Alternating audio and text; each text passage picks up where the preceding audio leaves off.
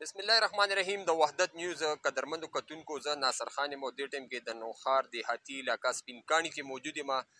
کتونکو دلته کې تعلیمي سیستم چې دی هغه مکمل تباه او برباد دی. څومره د پرایمري سکولونه دي د جینکو هغې کې د ټیچرانو کمی دی. د هغې د وجې د دې ځای مقامي ماشومان چې کوم دي هغه د تعلیم نه محرومه دي. ډېر زیات مشکلات دي دلته کې چې کوم سکول دی هغې کې صرف یو ټیچره دا هغه هم د حکیم آباد نه راځي او د هغې دا وینا ده چې زه چې روزانه ځم راځم نو زما تقریبا 2000 روپۍ د ورځې لګي. 1000 روپۍ یو سایډ نه 1000 روپۍ بل سایډ نه. دې سره سره په دغه سکول کې د نورو ټیچرانو هم ضرورت دی خو بدقسمتۍ نه نورې ټیچرانې دغلته کې نشته دی. نو چې کوم ماشومان دي هغه د تعلیم د حصول نه محرومه دي. دې ټایم کې چې مونږ کوم سکول کې موجود یو دا سپین کاڼي شریف آباد سکول دی.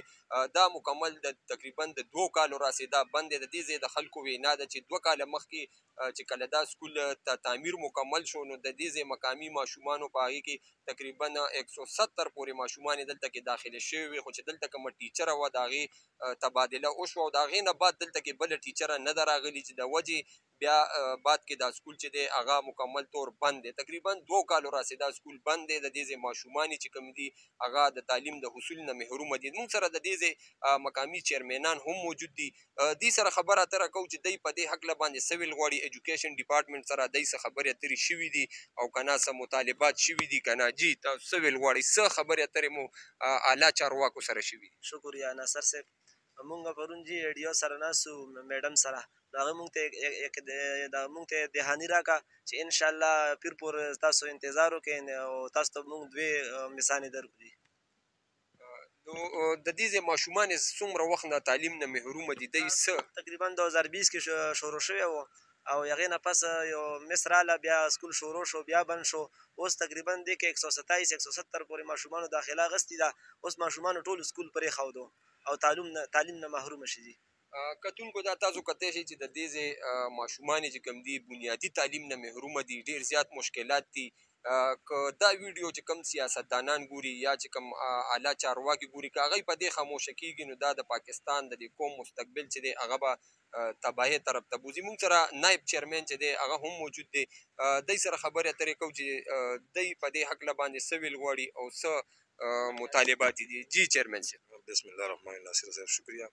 ناصر صاحب موږ ته خو خپلو مشرانو دا وایي چې کوم خلک تعلیم کې لاړ شي یا پاتې شي نه په مخکې ترقي نشي کوی. لہذا تعلیم ډېر ضروري دی د موږ د ماشومانو دپاره د هغو د مستقبل دپاره او د موږ د ماشومانو دپاره د ټیچرې سکولونو ته هغې زر تر زره د موږ حال افسران چې څونه دي هغه د موږ خبرې هغې د موږ د میډیا په ذریعې باندې خبرې هغې ته رسي هغې په دې باندې اکشن والي موږ ته د سکولونو ته ټیچران راوستئ او د موږ ماشومان د تعلیم نه محرومه دي او په کور کې ناست دي. لہذا ډېر شوق دی د سکول سره د موږ د ماشومانو د تعلیم د وجې نه هغې په سکول کور کې ناست دي کارونه کوي. نو خبره داسې ده چې د موږ ټیچرې چې د سکولونو ته راشي د موږ ماشومان څونه هم چې دي نو هغه به سکولونو ته راشي او خپله تعلیم کې به اعلی مقام ته ورسي او د موږ کلو ته د ټولو کورونو ته فیملي ته او خپلو ماشومانو دپاره به هغې په مخکې مطلب د هغې سفر وکړي. لہذا د موږ نورو سکولونو کې هم داسې اوه سکولونه دي هغو کې د اوبه هم ډېرې غټې مسلې دي او اوبه هم پکې نشته دی. موږ په دې ټولو سکولونو باندې دورې کړي دي او د دې سکیورټي نظام هم ټیک نه دی. کوم چې دا اوس دا نوی بلډینګ جوړ شوی دی هغې هم کنډتار دی نو لہذا دی یا ټیکهدار دی انجینیر دی هغه د دې سکیورټي نظام ته راشي هغه د دې باندې خپل کار وکړي او دیوالونه هم ډیمیج کېږي هغه باندې اوبه ځي هغه دې هم صحیح کړي. نو دا د ټولو دپاره د موږ ریکوست دی او د موږ د کلي دپاره او دا څونه خلک چې دي او نو هغې باندې د ایکشن والي او موږ به د هغو سره پوره مرسته کوو چې څه قسم ته هغو ته تکلیف وي څه قسم ته هغو ته مطلب د هر ځای ته ورتلني نو موږ به هغو سره هر قسم ته ملګرتیا کوو.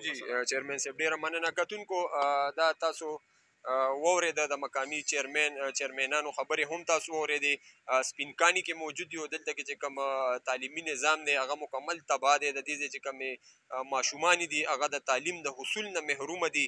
د دې دغه خبرې اترې دي چې یاره د دې ځای خلک چې دي تعلیم سره یې ښه شوق شته دی. ماشومان یې ښه په شوق باندې سکولونو ته راځي خو بدقسمتۍ نه زموږ تعلیمي نظام چې کوم دی چې کوم محکمه تعلیم دی زنانه هغه په ډېر نااهلي ده یو قسم د هغوی چې یاره د دیهاتي علاقو تعلیمي نظام ته هغوی توجه نه ورکوي او دلته کې ټیچران یې نشته دی. که ټیچران یې ویم نو هغه د لرو علاقو نه د هغوی تبادلې دلته کې شوي دي، نو هغه ټیچرانو ته هم بیا مشکلات ډېر زیات وي چې دې ځایونو ته راځي، د هغوی تنخواه نه زیات د هغوی کرایانې لګي. نو تعلیمي سیستم داسې پکار دی چې یاره مقامي د دې ځای نږدو خواوشا کلونه چې کوم زنانه ټیچرانې دي هغه په دې سکولونو کې د هغوی بړتیانې وشي، نو نه صرف ټیچرانو ته به اسانه وي بلکې د دې ځای چې کومې ماشومانې دي هغوی به هم د تعلیم نه محرومه کېږي نه.